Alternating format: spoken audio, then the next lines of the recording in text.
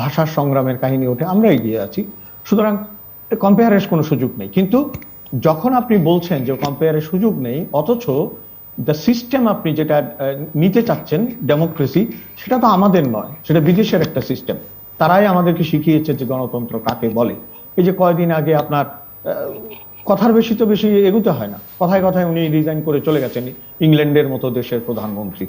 আমি যেটা বলতে চাচ্ছি, এটাই হচ্ছে বিউটি অফ ডেমোক্রেসি, কথা বলতে দেওয়া, মতামত এবং আপনার ভোট হতে দেওয়া এবং ভোট করতে দেওয়া। সেটা প্রধানমন্ত্রীর জন্য ইলেকশন হোক, সংসদের জন্য ইলেকশন হোক, উপজেলার ইলেকশন হোক, আর গ্রামাঞ্চলের ইলেকশন হোক। আপনি খেয়াল করবেন যে এখন ভারতে কিন্তু রাষ্ট্রপতি নির্বাচন, খবরে দেখলাম যে নরেন্দ্র মোদী এবং মনমোহন সিং একই সাথে ওনারা গিয়ে আলাদা আলাদা করে ভোট দিয়ে আসছে, এবং দুজনেই জানে যে দুজন প্রার্থীকে ভোট দিবেন, একজন দ্রৌপদী মুর্মুকে ভোট দিবেন, আর একজন কিন্তু যশবন্ত সিনহাকে ভোট দিবেন।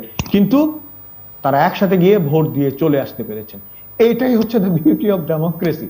এখন প্রশ্ন হচ্ছে, এই যে আহমদ ভাই যেটা বললেন তার সাথে একমত পোষণ করেই আমি বলছি যে বিএনপির সেক্রেটারি জেনারেল যে যাননি সেটা তার, আমি বলবো যে তিনি ঠিক করেননি, এবং না গিয়ে তিনি হয়তো ভুল করেছেন।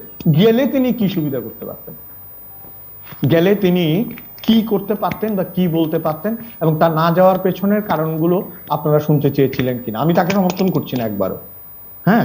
এবং এই যে একটা নাটকের মতো তিনি যাবেন না, গেলেন, ইলেকশন করলেন, ইলেকশনের পরে আবার গেলেন না, এই নাটকগুলো আসলে কোথায় হয়েছে, কেন হয়েছে, কিভাবে হয়েছে, এগুলো যদি পরিষ্কার না হয় আপনার গণতন্ত্রের ভিত্তি কিন্তু পরিষ্কার হবে না।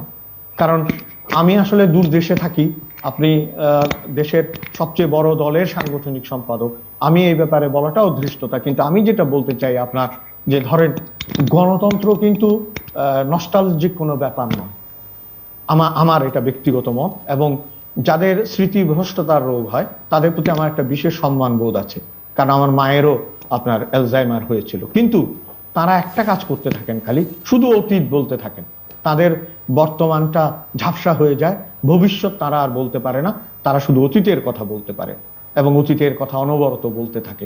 So democracy is not that যে আমি শুধু অতীতে শ্রদ্ধা রেখেই বলছি।